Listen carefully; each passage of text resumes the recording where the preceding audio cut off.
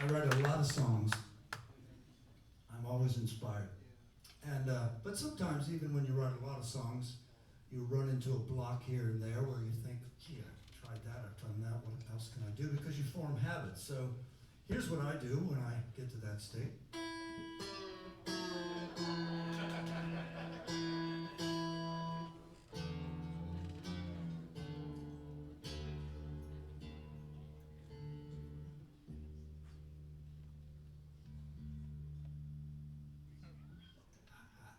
Now I have no idea what I'm doing on the guitar, you see? Yeah, that proves it right there. That's a bar chord. Not so good. I have to kind of fine-tune this to have it happen right and be in tune, but only takes a second. But I thought maybe while I was doing that, maybe we'd have a couple questions from someone.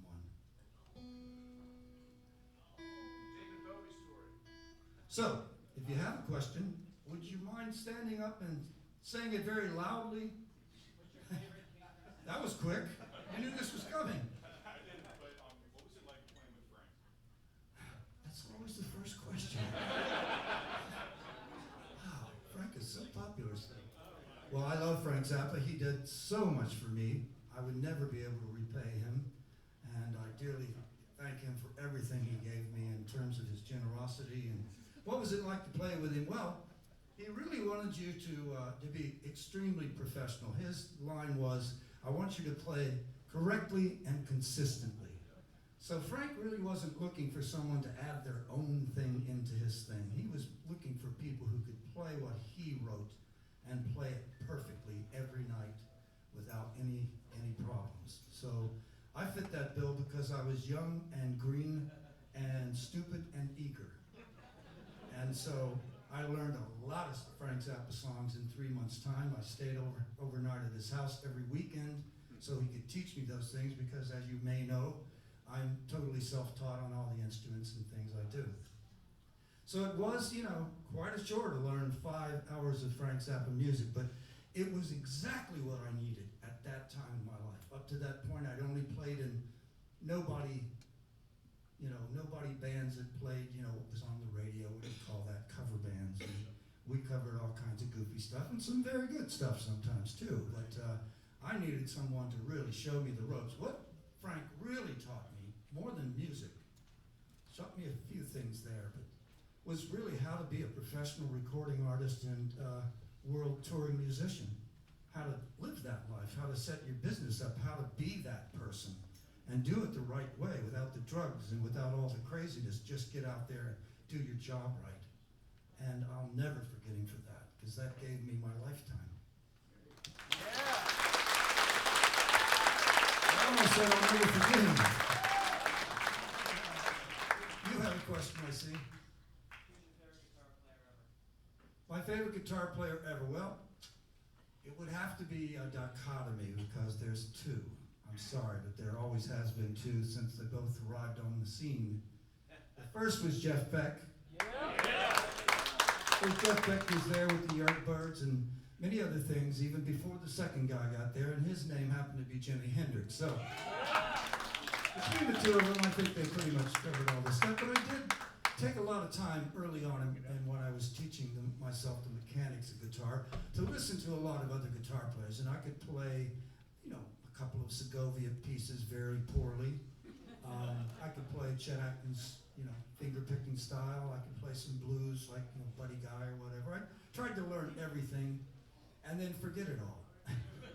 And what I was left with was, well, I could make a car horn. That's all I could do at that point, or a seagull perhaps. And that's where I went from there. At least it wasn't something anyone else was interested in.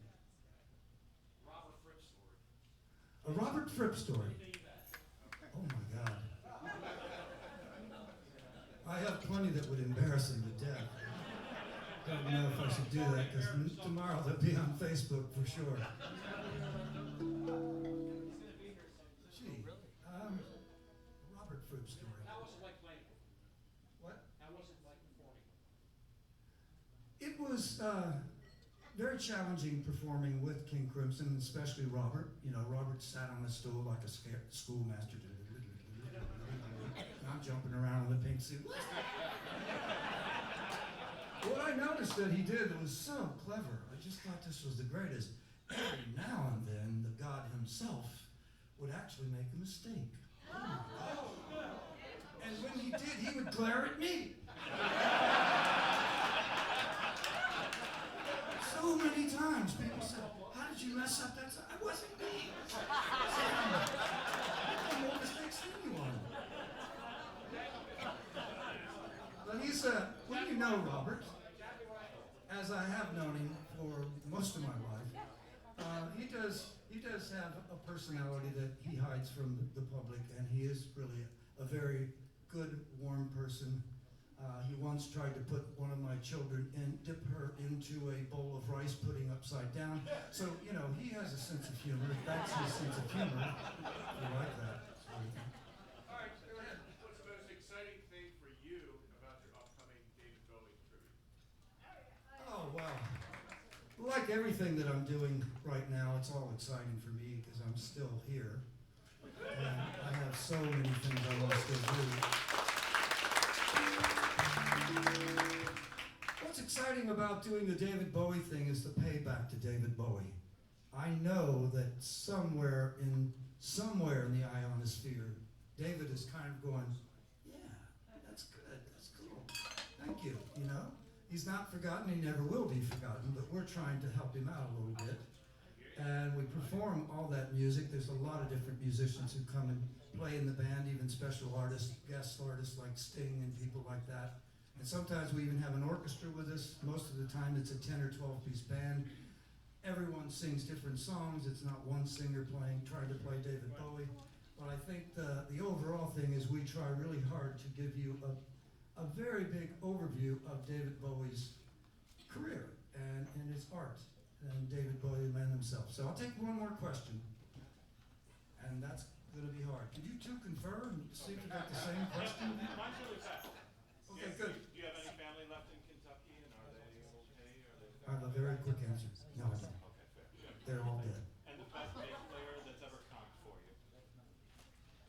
Well, since you're still standing, What were these songs that inspired you to learn to play the guitar? the Beatles. Totally. I mean, I could say lots of other things. I loved Roy Orbison, the Everly Brothers. Many things came before that, but I didn't really think about wanting to play guitar until I saw them and heard their music. And I was a drummer, and I was happy being a drummer, but what happened, I got sick for 2 months. I had to stay home, and I wasn't allowed to play drums or be in the band, so I borrowed a guitar from one of the band members, and I had songs, I could hear them in my head, almost like a record was playing. I'm not saying they were good songs, they were probably much like a Beatles song, but I taught myself to, oh, I don't mean that, of course, the Beatles songs, I mean, my songs weren't as good as that. Good grief. So I just kind of go, let's see, that's the note I want. There's that note. Okay. I put my finger there. There's that note. And I'd come up with chords that way. So after 2 months, I went back and showed them 5 songs I'd written, and the guys in the band said, "What the hell are those chords?" I said, "G demolished." I don't like that one. I got A furnished flat.